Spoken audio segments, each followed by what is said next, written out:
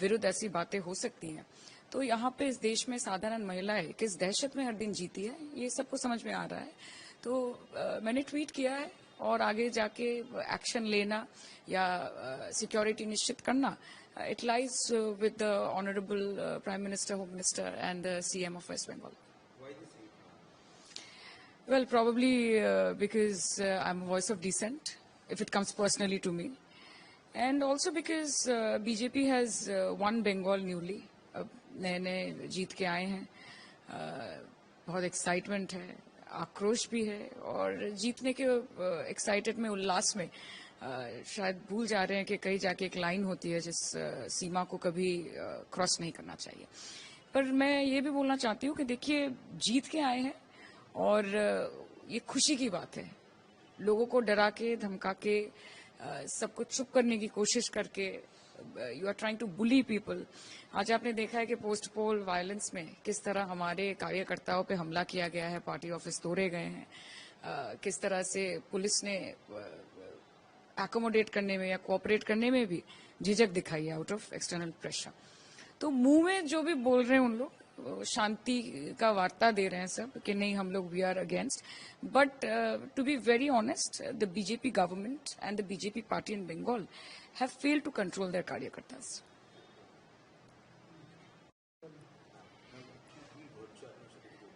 না না, ঘটার তো সেরকম কিছু না. একটি সোশ্যাল মিডিয়াতে একটি ক্লিপ আমাকে কয়েকজন পাঠালেন যে এরকম বিজেপির একজন নগরপালিকা চেয়ারম্যান সেকেন্দ্রাবাদের, তিনি 1 কোটি টাকা অফার করেছেন যে আমার মাথা যে কেটে আনবে তাকে নাকি 1 কোটি টাকা উনি উপহার দেবেন. আমার এই বিষয়ে বিশেষ কিছু বলার নেই. আমি আমার টুইটে home minister of India, prime minister of India, honourable speaker sir, West Bengal police, CP Kolkata, Bulandshahr police, UP police, CM of West Bengal Suvendu Adhikari, সবাইকে ট্যাগ করেছি এবং আমি জানিয়েছি যে এই যে নারী বন্দন যে বিষয়টা বিজেপি বলে থাকে, এইটা কি সেটার উদাহরণ কিনা. এবং আজকে একজন বিজেপি কার্যকর্তা এত ব্লেটেন্টলি, এত ওপেনলি, এরকম ভাবে প্রকাশ্যে যদি একজন মহিলাকে, একজন মহিলা সাংসদকে, একজন মহিলা রাজনীতিবিদকে এরকম থ্রেট দিতে পারেন, তাহলে ভারতবর্ষে মহিলারা কি ভরসায় থাকবে, কোন সরকারের ভরসায় থাকবে, সেটাও দেখার বিষয়. আগামী দিনে পুলিশ কি করছে সেটা পুলিশের বিষয়. নিরাপত্তা দেওয়া থেকে শুরু করে যারা এই ধরনের কথা বলে থাকে তাদের বিরুদ্ধে অ্যাকশন নেওয়াও এটা পুলিশের দায়িত্বের মধ্যে পড়ে. আমরা আমাদের কাজ করছি, আমরা আমাদের কাজ করব. This is somebody called Pradeep Dixit, is a Nagarpalika chairman of Secunderabad. তবে অবশ্য এখন আমি শুনেছি যে উনি বলছেন যে না, এটা এআই জেনারেটেড ভিডিও, ওনার এটার মধ্যে কোনো রকমের পার্টিসিপেশন নেই. তবে ভিডিওটা রয়েছে, আমরা কমপ্লেন রেজিস্টার করেছি.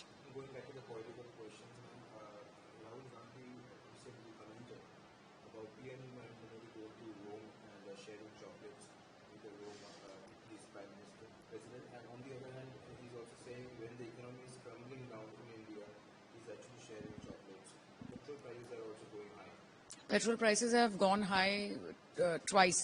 There has been an increase twice. Actually, बात ये होती है ना कि जब देश में इतने सारे युवा हैं जो बेकार हैं, बेरोजगार हैं, और उनकी तुलना की जाती है कॉकरोचेस से. जब देश में इतने सारे बच्चे जिनको एक दफा खाने के लिए खाना नहीं मिलता, जहां देश में 80 करोड़ लोगों को, 140 में से 80 करोड़ लोगों को मुफ्त में राशन दिया जाता है, तो वहां जो देश के प्रधानमंत्री होते हैं उनसे बहुत उम्मीदें, बहुत आस जुड़ी रहती है लोगों की. एक तरफ हमारे आदरणीय प्रधानमंत्री जी बोलते हैं कि आप वर्क फ्रॉम होम कीजिए, आप पेट्रोल डीजल का इस्तेमाल मत कीजिए, कुकिंग ऑयल का इस्तेमाल ज्यादा मत कीजिए. वो बोलते हैं कि बचत कीजिए. और ऑन द कॉन्ट्ररी जब हम देखते हैं कि जो वो हमको बोल रहे हैं वो खुद वो प्रैक्टिस नहीं कर रहे हैं, तो जाके लोगों में कहीं जाके कोई कंफ्यूजन होता है कि जो प्रैक्टिस हो रहा है और जो प्रीच हो रहा है वो डिफरेंट क्यों हो रहा है. देखिए, ये तो सही बात है कि देश की आर्थिक स्थिति बहुत बुरी हालत में है. ये सही बात है कि आज $96 इट इज अगेंस्ट हिटिंग सो लो.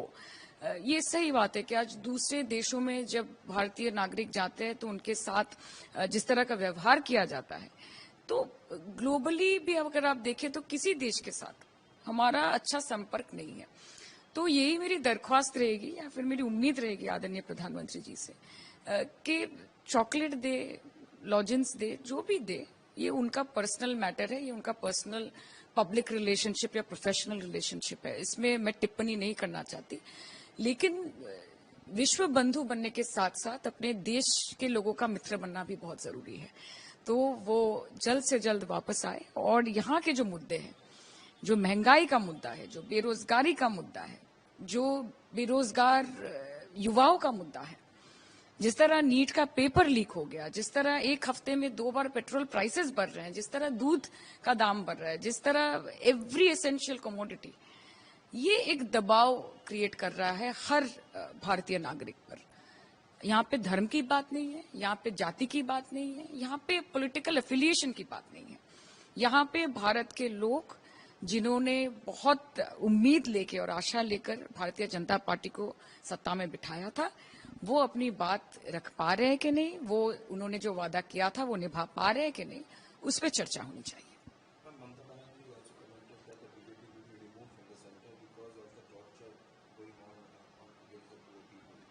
हाँ, देखिए, ये तो सही बात है, जिस तरह से आज पश्चिम बंगाल में नई नई सरकार बनी है और उसके बाद जिस तरह से ये ड्राइव्स चल रहे हैं, जिस तरह से गरीब लोगों का स्टॉल, ये जो हॉकर कॉर्नर है, ये सारे इनको हटाया जा रहा है विदाउट एनी नोटिस, ये बहुत ये बेरहमी से किया जा रहा है। देखिए, गरीब लोग हैं, आज जो लोग ऊंचे ऊंचे बिल्डिंगों में बैठे रहते हैं, वो बोल सकते हैं कि ये तो गरीब है, ये भिखारी है, ये तो कूड़े हैं, ये तो कचरे हैं, लेकिन वो इंसान है। आप हटा सकते हैं, आप एनक्रोचमेंट ड्राइव कर सकते हैं, आप डिसलोकेशन कर सकते हैं, लेकिन आपको उसके साथ एक फुल प्रूफ प्लान भी लाना पड़ेगा कि कैसे आप ये सब लोग जो दिन का 200, 300, 500 रुपए कमा के अपना जिनका गुजारा होता है, इन लोगों को आपको रिलोकेट करके कहीं बिठाना है, आपको डेजिग्नेटेड स्पॉट्स देने हैं जहां पे हॉकर बैठ सके, जहां पे वो लोग आके खरीद सके। So there has to be a balance, this is what I think, without any notice इस तरह से हजारों की तादाद में महिलाओं को, बुजुर्गों को, लोगों को जो only earning member of the family है, इन सबको ऐसे हटाया जा रहा है रेलवे स्टेशन से, बाजारों से, बस्तियों से।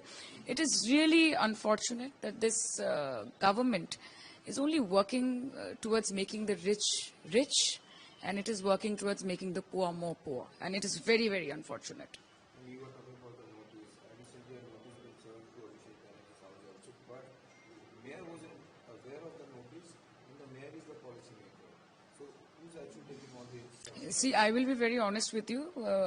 मेरा नाम भी जुड़ा है इसके साथ, और ऐसा कहा जा रहा है कि अपेरेंटली एक ऐसा प्रॉपर्टी है जो अभिषेक बैनर्जी और शायोनी घोष के नाम पे जॉइंटली है। मुझे पता नहीं ये शायोनी घोष कौन है, लेकिन आपके माध्यम से मैं ये बताना चाहती हूँ, ये मैंने ट्वीट भी किया है कि मेरे इलेक्शन एफिडेविट में मेरा जो एसेट है वो डिक्लेयर किया हुआ है। जिनको देखना है वो जाके देख ले। और आप लोग पत्रकार हैं, आप लोगों में इंटरेस्ट ज्यादा है, इंक्वायरी ज्यादा है, जिसको भी जानना है कि वो अभिषेक बैनर्जी या वो शायोनी घोष जिनका एक जॉइंट प्रॉपर्टी है, ये कौन लोग हैं, आप जाके खुद निकाल लीजिए। मेयर को पता नहीं है, और इस हिसाब, देखिए, this is all vendetta politics. आज जिस हिसाब से भारतीय जनता पार्टी की सरकार ऑपोजिशन और तृणमूल के पीछे आ रही है, हाथ धोके पड़ी हुई है, इट इज गिवन कि वो चाहते हैं कि तृणमूल पार्टी का नामो निशान तक मत ना रहे। वो चाहते हैं कि इस देश में, ये भारतीय जनता पार्टी का एक एजेंडा है कि one nation, one party and one political affiliation, one prime minister, one language, ये सब एक करना चाहते हैं। तो वहां पे जाके ये चाहते ही हैं कि ऑपोजिशन बोल के कुछ ना ही रहे, ऑपोजिशन बोल के कुछ ना रहे इस देश में, और सिर्फ एक पार्टी ये देश को चलाए। और जब ऐसा कुछ एजेंडा बन जाता है तो ऑपोजिशन के लोगों के पीछे हाथ धो के, आज आप यूपी में देखिए किस तरह से इकरा हसन, उनके साथ जो व्यवहार किया गया यूपी प्रशासन की तरफ से, तो मैं कहां से उम्मीद कर सकती हूँ कि यूपी प्रशासन मेरे साथ खड़ा होगा जब मुझे ऐसे थ्रेट्स मिल रहे हैं। वो भी एक चुनी हुई सांसद है, विपक्ष से हैं। आप देखिए आज जिस तरह महुआ मित्रा जी को टारगेट किया जा रहा है हर चीज में, अभिषेक बैनर्जी को टारगेट किया जा रहा है, तृणमूल के हर स्तर के हर नेता को टारगेट किया जा रहा है, 2021 के मामले में अरेस्ट किया जा रहा है। हालांकि पोस्ट पोल वायलेंस 2024-26 में जो हुआ है उसकी कोई कार्रवाई नहीं हो रही है। बीजेपी कार्यकर्ताओं ने, जिन्होंने तृणमूल कांग्रेस के कार्यकर्ताओं को मारा, पीटा, तृणमूल कांग्रेस के ऑफिसों को तोड़ा, उनके विरुद्ध कोई कार्रवाई नहीं हो रही है। 2021 में किस तृणमूल नेता ने क्या किया था, ये सब कह के हमारे कार्यकर्ताओं को, हमारी लीडरशिप को वो डिटेन कर रहे हैं।